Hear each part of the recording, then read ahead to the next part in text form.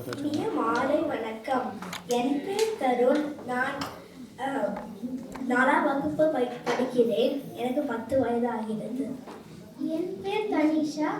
நான் 4ஆம் வகுப்பு படிக்கிறேன். எனக்கும் 10 வயது ஆகிறது.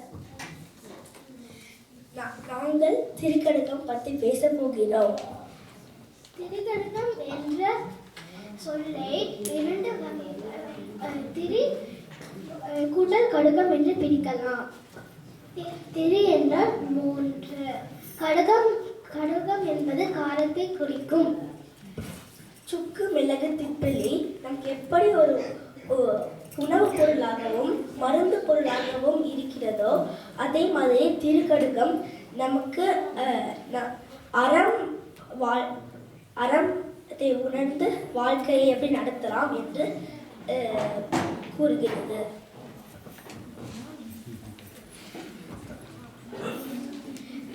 இந்த நூலை இயற்றியவர் நல்லாதனார். ஆதனார் என்பது பெயர், நல் என்பது அடைமொழி ஆகும். இவர் திருநெல்வேலி மாவட்டத்தில் உள்ள திருத்து என்னும் ஊரை சேர்ந்தவர். இவர் எழுதின திருக்கடுகத்தில் 101 வெண்பாக்கள் உள்ளது. இப்பொழுது நானும் தனிஷாவும் அவர் எழுதிய கடவுள் வாழ்த்தும் இன்னும் சில பாடல்களையும் சொல்லி அதுக்கு விளக்கங்களை கூறப்போகிறோம். கடவுள் வாழ்த்து. கண்ணகல் ஞாலம் அளந்ததும் காமர் சீர் தன் நறு பூங்குருதம் சாய்த்ததும் நன்னிய மாய சகடம் உதைத்ததும் இம்மூன்றும் பூவை பூவண்ணன் அடி.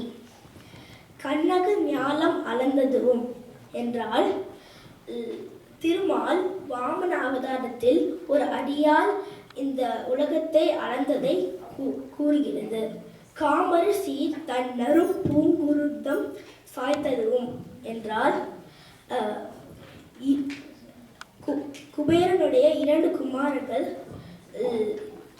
குமாரர்களை நாரதர் அவர்கள் செய்த தவறுக்கு நாரதர்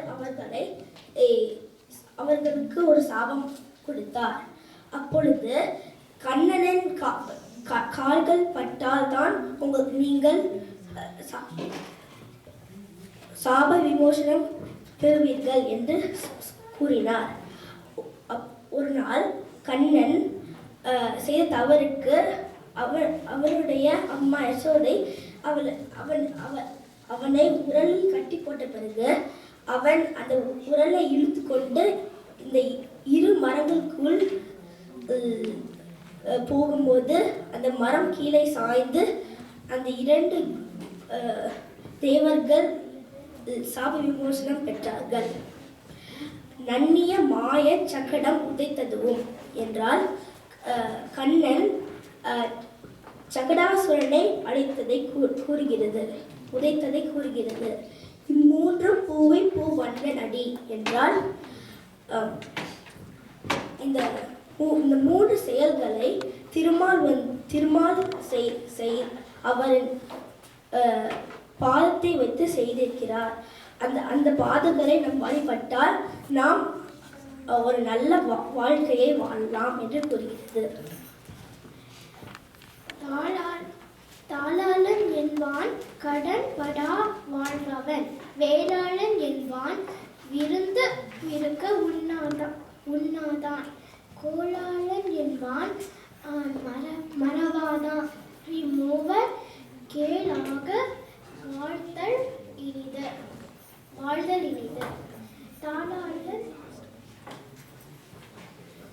தாளாளர் என்பான் கடன்படா வாழ்பவன் என்றால்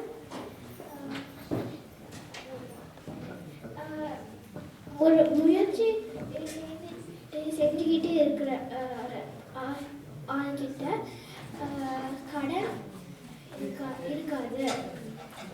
வேளாளன் என்பான் விருந்து இருக்க ஒண்ணாதான். ஒருத்தர் விருந்துக்கு இருக்கும்போது அவர் பசியில் இருக்கும் இருக்கும்போது அவங்களுக்கு கொடுக்காம நாம் சாப்பிடக்கூடாது என்றதை சாப்பிடாதவன் என்று குறிக்கிறது. கோடாளன் என்பான் மறவாதான்.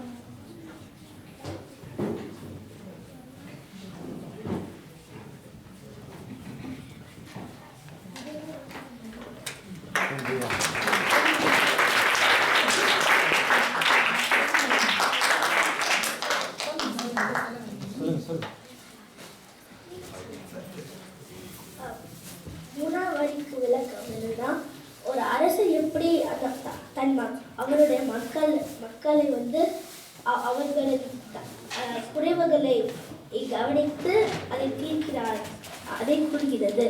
இம்மூவர் கேள் ஆக வாழ்தல் இது அப்படின்னா இந்த மூணு செயல்களை கொண்ட ஒரு மனிதர் நமக்கு நண்பராக இருந்தால் நமக்கு நமக்கு நல்லது. சரி, நம்ம வாழ்க்கையை ரொம்ப இதாக இருக்கும்.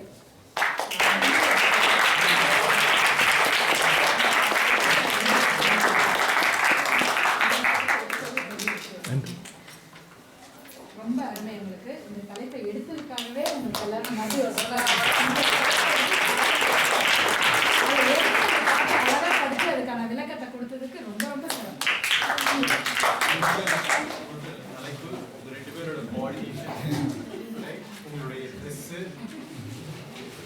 ரொம்ப நன்றி, ரொம்ப நல்லா பண்ணீங்க.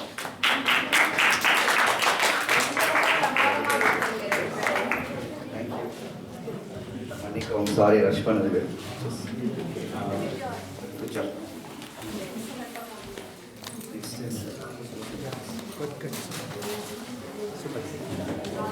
ராகவ், டேபிள் 10.